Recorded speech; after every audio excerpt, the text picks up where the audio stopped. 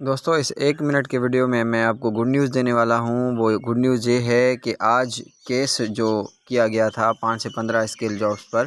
اس کی ہیئرنگ ہے آج۔ پچھلی دفعہ سید مراد علی شاہ نے ہمیں گڈ نیوز دیا تھا کہ میں آنریبل کورٹ کو ریکویسٹ کروں گا کہ اب جو بین ہے جو کیس کی وجہ سے لگا ہوا ہے وہ ختم کیا جائے، تاکہ جو نوجوانوں میں بے چینی ہے وہ ختم ہو جائے اور وہ ٹیسٹ دے سکے۔ 5 سے 15 اسکل آئی بی اے سکھر کو ٹیسٹ لینے کا جو ذمہ داری تھی وہ سونپی گئی تھی، جس میں سندھ کے کینڈیڈیٹ نے اپلائی کیا تھا۔ اس میں یہ تھا کہ اگر L D C lower division clerk matric category پہ ایک ویکنسی تھی، جو کہ ایجوکیشن میں بھی ہے، جو کہ فائنانس میں بھی ہے، جو کہ ایگریکلچر میں بھی ہے، سندھ کے مختلف شعبوں میں اگر ایل ڈی سی کا ٹیسٹ ہے تو ایل ڈی سی کا ٹیسٹ ایک دفعہ لیا جائے گا میٹرک کیٹیگری پر۔